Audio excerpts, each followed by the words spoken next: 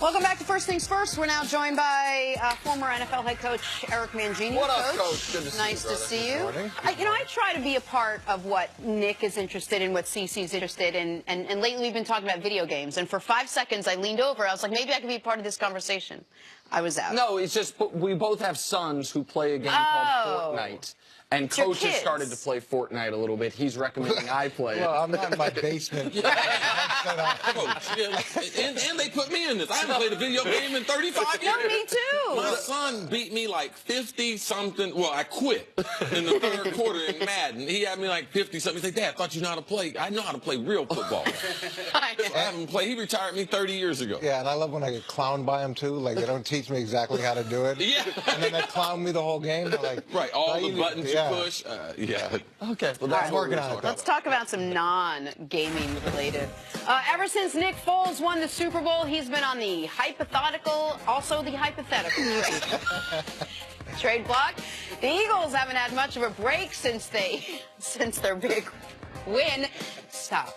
They've already started to receive offers for their backup quarterback. However, the price is kind of high. According to reports, the Eagles are looking for something more than the first and fourth rounders that they acquired from the Vikings. Remember, for that Sam Bradford trade. Coach, would you consider trading Foles if you were running the show with the Philadelphia Eagles?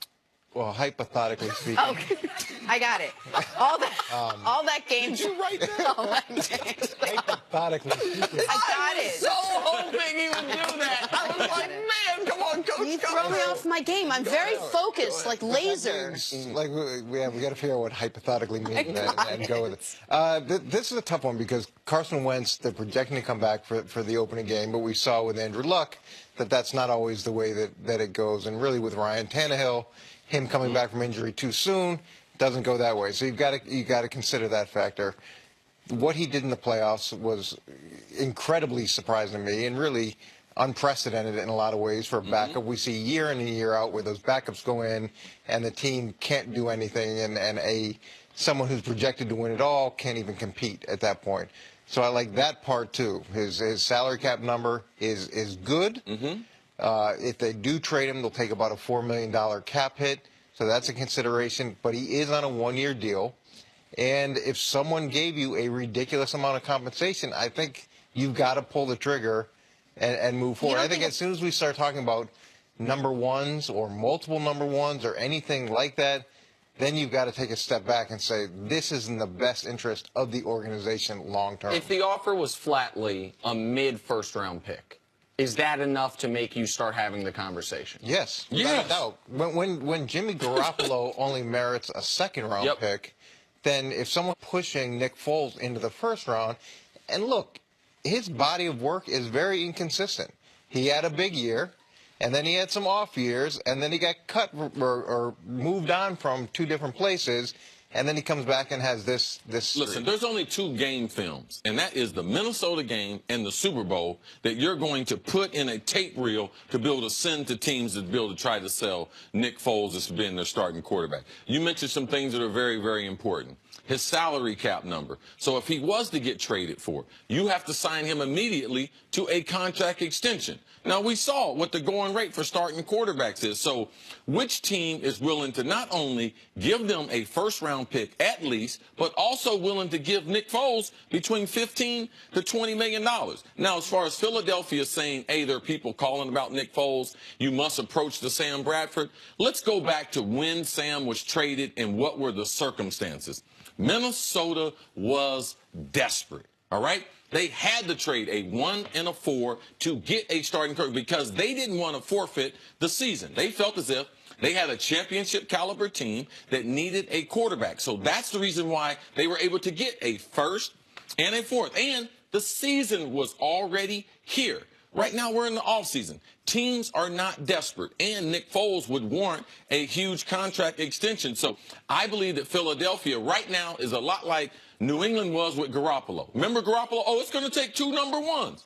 Oh, during the season, it just took a lonely little number 2. So I don't believe they're going to be able to fetch, even if that was their asking price. But if you get at least a number one, you have to look at what's best for the organization, and that would be to move Nick Foles if they were able to get another number one. Okay, so this is really interesting to hearing it from you, because when we talked about this right after the Super Bowl, you were pretty adamant that Philadelphia has no reason to move, obviously, Carson Wentz or Nick Foles. That they got a good situation. Nick Foles likes where he is. He appreciates what a talent Carson Wentz is. This is the best place he's been. The only thing change has been that at the time it was thinking, would Nick Foles get you a third-round pick or just a fourth-round pick? Is the reason that you're more open to it now because the floated compensation is so high? Well, let's look at Garoppolo.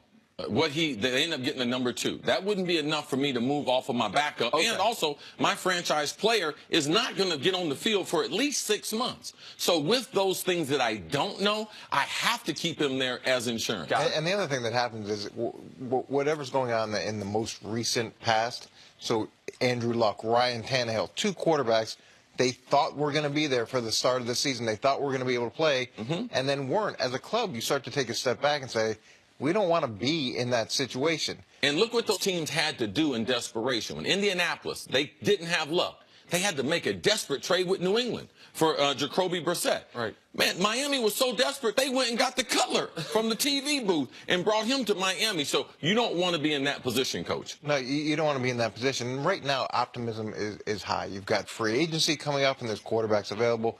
You've got the draft coming up, and there's those quarterbacks that are available. When you get to the start of the season or training camp and your guy goes down and you've got a good team, or maybe you're in a make-or-break season for the GM or the head coach, that's when those values start to skyrocket.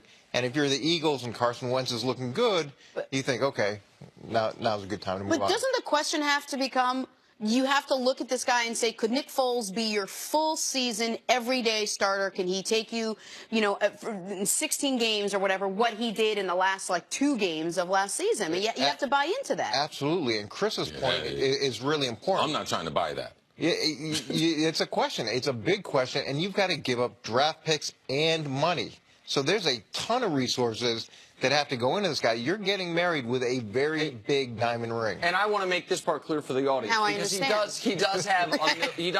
he's under contract for the next season, $5.5 million. The reason Chris says you'd have to give him a new deal is if you give up a first-round pick for a guy, it's not to have him for 1 season. Now, if he were on the market for a 5th-round pick, then you wouldn't have to give him the big deal. You could say, okay, we'll try him out for a year. But if you trade a first-rounder, it is because you expect him to be your quarterback long-term. Minnesota had Bradford under a deal for a couple years. Yep. That's what made it a little more enticing, and the desperation of the season starting. And they started 5-0 with Bradford. That team was really good until it got further decimated with Also, Bradford could be, if they got off Nick Foles, Bradford could be back in Philadelphia as a backup, as a viable option. Him or Case Keenum, who might not be in Minnesota after this quarterback shuffling. All right, Coach, stick around. We'll see you a little later in the show. Coming up, Kirk Cousins narrows it down to 2 suitors. It's like sand through the hourglass for this story. That's next on First Things First. It's a Days of Your Lives reference, CC. Every day. Pac-12 basketball in March must mean one thing. Vegas, baby. Catch the excitement, the passion, and heroics as the best teams in the conference look